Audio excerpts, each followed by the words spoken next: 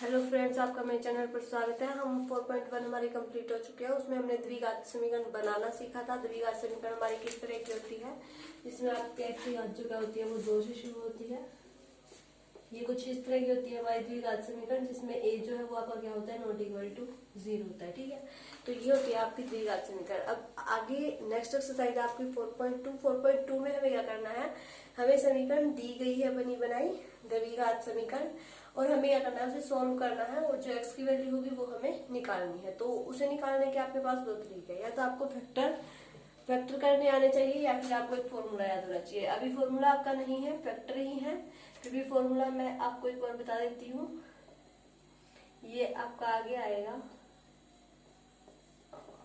ठीक है, फॉर्मूला आपका ये है x की वैल्यू निकालने का, और फैक्टर में आपको फैक्टर से तो मैं आपको सारे क्वेश्चन करवाऊंगी, तो वो आपको पता लग जाएगा कि फैक्टर आपको कैसे करने हैं। अगर आपको फैक्टर से क्लियर हो जाता तो बहुत अच्छी बात है, क्योंकि इस एक्सरसाइज आपकी फैक्टर से ही दी गई है। ठीक है, तो शुरू करते हैं। फर्स्ट क्वेश्चन है इसका, फर्स्ट पार्ट है x² minus 3x minus 10 equal है आपका 0 के। तो अब हमें क्या करना है, इसके फैक्टर्स करने हैं, x की वैल्यू निकालनी है। ठीक है, तो इसकी वैल्यूज हम कैसे निकालेंगे, देखिए फैक्टर आपको कैसे करने हैं। आपको फैक्टर करने के लिए ये बात ध्यान रखनी है, यहाँ हमारा 3x है ना, 3x को आपको इस तरह से तोड़ना है। 3x को क्या करना है, इस तरह से तोड़ना है कि ऐसे दो नंबर्स लाने हैं 3x की जगह। आपको मान लीजिए a और b, ऐसे कोई भी दो नंबर लेके आने हैं, जिनके अगर आप मल्टीप्लाई करो तो वो इनके इक्वल हो। x² का कोफिशिएंट क्या है आपका 1, और जो आपका कांस्टेंट है वो क्या है -10, तो -10। यानी कि a और b आपके कोई भी ऐसे दो नंबर होने चाहिए जिनके आप मल्टीप्लाई करो तो क्या हो, -10 आए, और जिनको आप या तो ऐड करो या सब्ट्रैक्ट करो तो आपका क्या है, -3 आए, -3 बन जाएगा वापिस। तो a और b आपको क्या करने हैं, ऐसे दो नंबर चूज करने हैं। ठीक है, देखिए ये तो आपको ही सोचना पड़ेगा। आप जब तक फैक्टर बनाने नहीं आएंगे तब तक आप क्वेश्चन सॉल्व नहीं कर सकते। -3x को आपको इस तरह से तोड़ना है कि जो आपके दो नंबर्स में, आप जिन दो नंबर्स में -3x को तोड़ो, उनकी जो मल्टीप्लाई है वो x² का कोफिशिएंट, और जो आपका c है, इस c है ना, इसके हिसाब से x² का कोफिशिएंट यानी कि a और c की जब आप मल्टीप्लाई करो तो उसके इक्वल हो, ऐसे दो नंबर्स में आपको 3x को तोड़ना है। अब देखिए यहाँ इसका कोफिशिएंट क्या है 1, ये कितना है 10, तो -10 है, यानी कि मल्टीप्लाई हमें ऐसे दो नंबर चूज करने हैं जिनकी मल्टीप्लाई आपकी -10 हो, और उन्हें ऐड या सब्ट्रैक्ट करें तो आपका -3 आए। ठीक है, तो 2 5 से 10 होता है, और 2 5 से 10 होता है, और 5 में से अगर 2 जाएगा तो आपका 3 बच जाएगा। ठीक है, तो आपको ऐसे टेबल में देख लेना है कि किसमें किस तरह से आएगा। तो देखिए x² आपको एज इट इज रखना है। -3x को क्या मैं ऐसे लिख सकती हूँ, प्लस का तो 2x और माइनस का 5x ऐसे लिख सकती हूँ, कोई दिक्कत नहीं है। फिर -10 -3x को मैं इस तरह से लिख सकती हूँ ना, 2x और -5, इसमें से जाएगा तो माइनस का 3x ही बच जाएगा।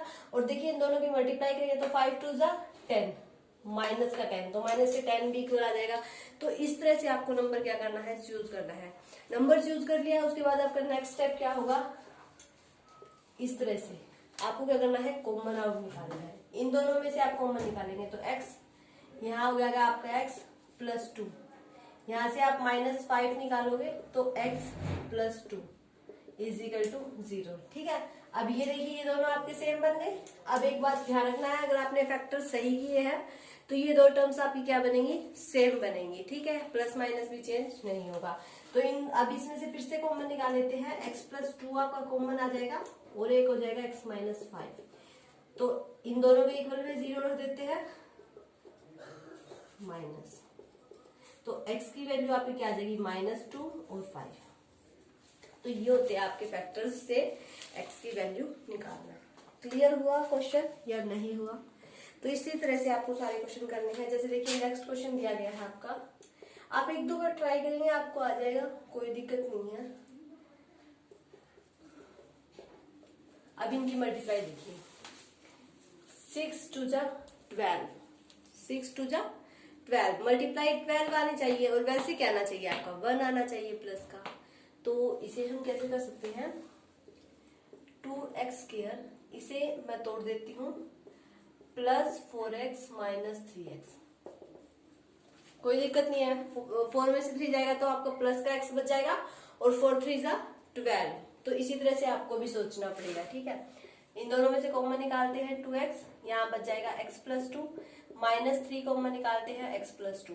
एक बार चेक कर लेना कि देखिए माइनस 3x और माइनस का 6 कि आपका सही तो बनता है ना, कहीं प्लस माइनस की गड़बड़ कर दो। अब फिर से x प्लस 2 कॉमन निकाल लेते हैं, एक हो जाएगा आपका 2x माइनस 3, दोनों को 0 के इक्वल रख देते हैं। तो यहाँ से आपको x की वैल्यू मिल जाएगी -2, और यहाँ से आपको x की वैल्यू मिल जाएगी 3/2, ठीक है। ये दो वैल्यूज आपकी x की आ गई, क्लियर है। नेक्स्ट क्वेश्चन करते हैं। नेक्स्ट क्वेश्चन आपका दिया गया है third part, √2x² plus 7x plus 5√2 = 0। अब देखिए रूट में आ गई वैल्यू, √2 और √2 की मल्टीप्लाई करेंगे तो आपका क्या आ जाएगा 2। जो आपका 2 होता है ना, 2 तो किसके इक्वल होता है, √2 इंटू √2 के इक्वल होता है, ठीक है। हाफ वैल्यू होती है √2 की। तो √2 और √2 की मल्टीप्लाई करेंगे तो आपका 2 का इक्वल 2 और 5 यानी कि 10 मल्टीप्लाई करिए तब क्या आना चाहिए 10, और वैसे क्या आना चाहिए 7x। तो 5 और 2 10, और 5 और 2 आपका 7 भी होता है। तो √2x² प्लस का 2x प्लस का 5x 5√2 कर सकते हैं, कोई दिक्कत नहीं है। 5 और 2 आपका वापिस 7 बन जाएगा, 5 2 जा 10 बन जाएगा, ठीक है। और इनकी मल्टीप्लाई कैसे की, √2 2 के इक्वल होता है, 5 2 जा 10, ठीक है। यहाँ से हम 2 को मैं क्या लिख सकती हूँ, √2 इंटू √2 लिख सकती हूँ। यहाँ से √2x कॉमन निकाल ले, यहाँ क्या बच गया x, प्लस यहाँ क्या बच गया √2, यहाँ से 5 कॉमन निकाल ले, x प्लस √2। दोनों को अलग, दोनों में से एक ये कॉमन निकाल ले, एक आपका ये हो जाएगा x plus √2 = 0, √2x plus 5 = 0। x की वैल्यू आ गई -√2, और यहाँ से x की वैल्यू आ गई आपकी -5/√2।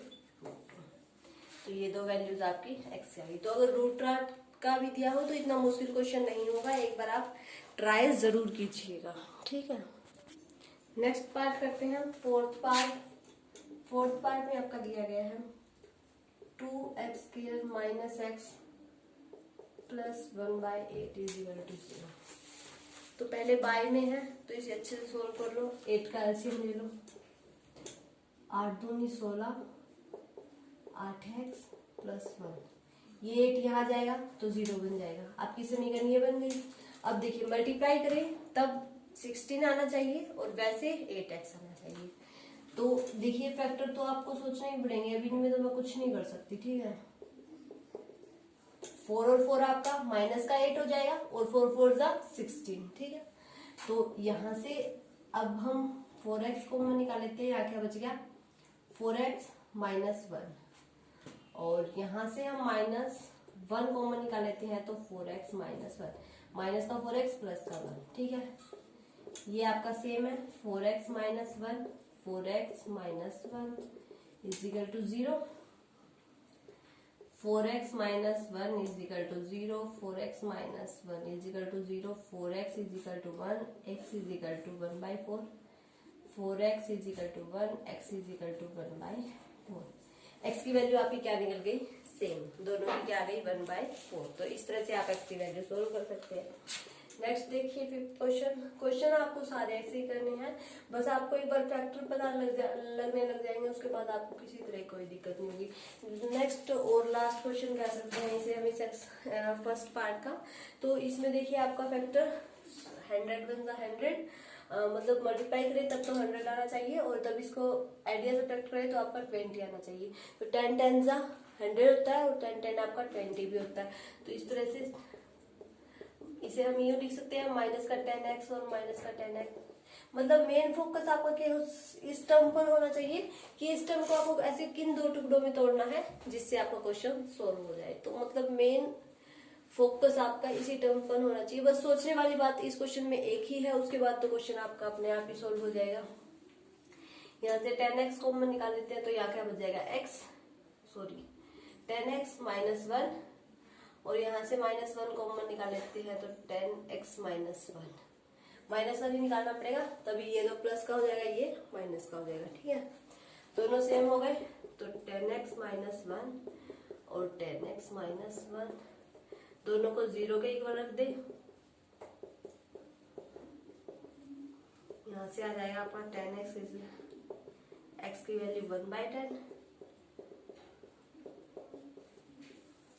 x की वैल्यू आप ये आ गई 1/10। ठीक है, तो इसी तरह से आपको सारे क्वेश्चंस करने हैं। यही है आपका फैक्टर्स करने का तरीका। तो और अगर आप इसमें पुट कर देते हैं तो पहले आपको इस जो ये इक्वेशन दी गई है ना, इसको इससे कंपेयर करना होगा, एबीसी की वैल्यू पता करनी होगी, उसके बाद आप एबीसी की वैल्यू इसमें पुट कर देंगे तो यहाँ से भी आपको एक्स की सेम वैल्यूज मिलेंगी, बस उसमें आपको थोड़ा सा मल्टीप्लाई करना पड़ेगा। ठीक है, वैसे दिक्कत उसमें भी कुछ नहीं है, उससे भी आसानी से सॉल्व हो जाएगा। लेकिन अभी आपका फैक्टर के तरीके से दिया गया है तो आप फैक्टर के तरीके से ट्राई जरूर कीजिए, क्योंकि फॉर्मूला होता है लेकिन तरीके एक क्वेश्चन को करने के जितने भी होते हैं वो सारे के सारे आने चाहिए ताकि कंफ्यूजन ना हो। ठीक है, तो इससे भी जरूर ट्राई करके देखिएगा, और फॉर्मूला तो आगे आएगा तो आगे हम कर लेंगे। तो फर्स्ट क्वेश्चन इसी के साथ आपका कंप्लीट हो गया 5 पार्ट। अगर आपको इनमें फिर भी कोई दिक्कत आती है तो कमेंट करके बताना। वीडियो अच्छी लगे तो इसे लाइक करना, शेयर करना, और अगर आप मेरे चैनल पर नए हैं तो सब्सक्राइब जरूर कर लें ताकि आपको आने वाले वीडियो के नोटिफिकेशंस मिलते रहें।